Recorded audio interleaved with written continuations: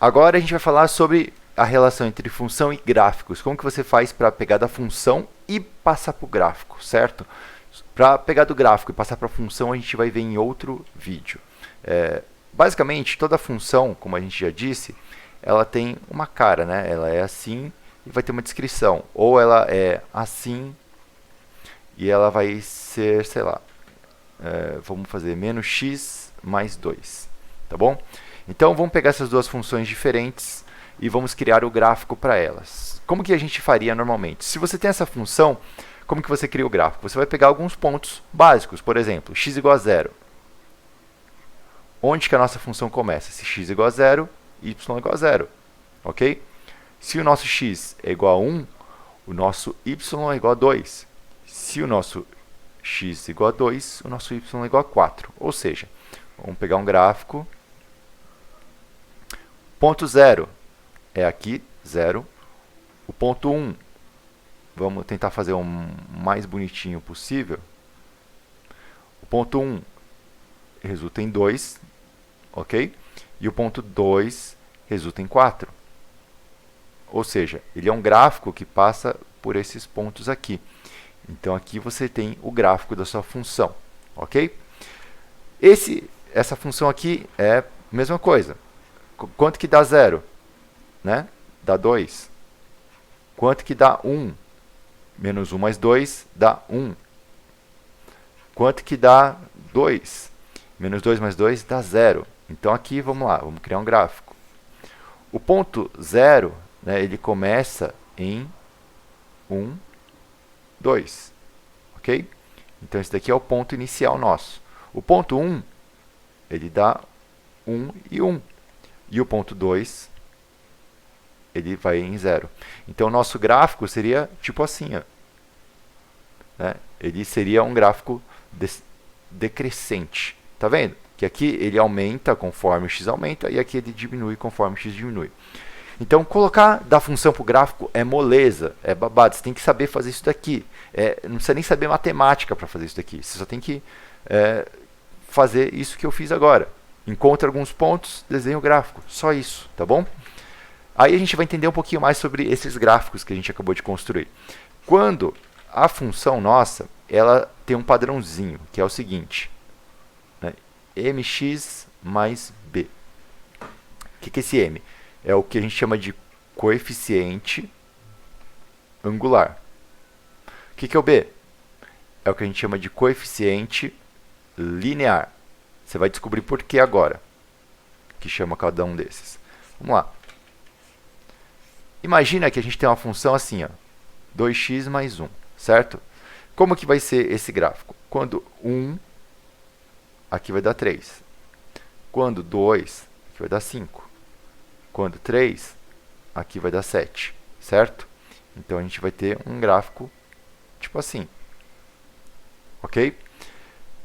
O que a gente pode perceber? Quando o x é 0, né, 2 vezes 0, 0, cancela. Vai sobrar só 1. Ou seja, esse valor de b aqui é o valor de quando o nosso x vai ser 0. Ou seja, quando for aqui, ó, vai ser 1. O nosso coeficiente linear, ele indica qual que é o primeiro valor que a gente vai ter quando da nossa reta aqui. Se a reta começasse de 0, né, ela começaria desse valor de b, ok? Coeficiente angular, ele vai indicar o quê? O ângulo que a gente tem aqui. Vamos pegar um outro exemplo. Vamos pegar um exemplo de 4x mais 1. Tá? Vamos fazer em azul aqui no gráfico, para ficar mais tranquilo. Então, imagina que aqui é 1. Né? Se o x é igual a 1, 4 vezes 1, mais 1, dá o quê? 4, 5. Então, 1 aqui vai dar 5. Ok?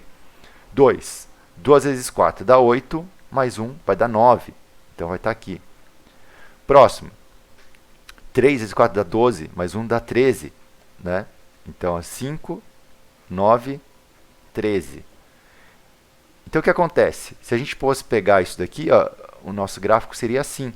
Consegue perceber que o nosso ângulo é maior? Aumentou? Por quê? Porque o nosso coeficiente angular aumentou. O que acontece se o nosso coeficiente angular for negativo?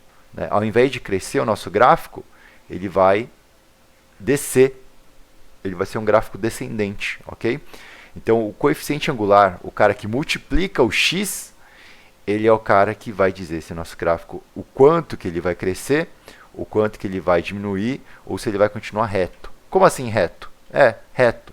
Porque se o nosso coeficiente angular fosse 0, não importa o valor de x, ele vai continuar sendo o nosso coeficiente linear, né? Então, por exemplo, se a nossa fórmula fosse f de x igual a 1, o nosso gráfico seria como? A gente só tem o valor de b, né? b igual a 1. O nosso m é 0, ok? Então, o gráfico começa em 1 e permanece em 1 para sempre, ok? Então, esses são os tipos de gráficos que a gente tem. A gente tem o gráfico crescente, a gente tem o gráfico decrescente, a gente tem o gráfico linear.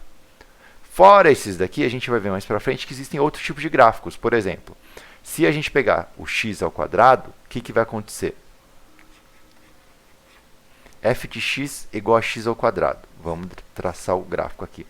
Então, se o x for, por exemplo, 0, né, vai ser 0. Se o x for 2, aqui, vai dar 4. Se o x for menos 2, vai dar 4 também, ok? Então, o que a gente tem nesses gráficos aqui? A gente vai ter uma parábola, que são os gráficos de função quadrática de segundo grau. Então, o gráfico também, a gente vai falar isso aqui em função de segundo grau, não é hora, né? Mas é só para você ter noção. Dependendo do jeito que a gente escreve isso daqui, você vai ter um gráfico diferente. O basicão que você tem que saber é que o gráfico cresce, ou ele sobe, ou ele desce, ou ele é reto. Esse tipo de gráfico aqui não existe, porque não tem como você entrar 2, por exemplo, e sair 4. Não tem como você depois colocar 2 e sair 6, né? Não tem como isso daqui existir. E a gente vai falar isso daqui sobre, no vídeo de funções, como causa e efeito, né? Que a gente tem aqueles dois círculos, dois diagraminhas, ok? A gente vai falar isso depois. Então, sobre gráficos, é basicamente isso daqui, de função para o gráfico.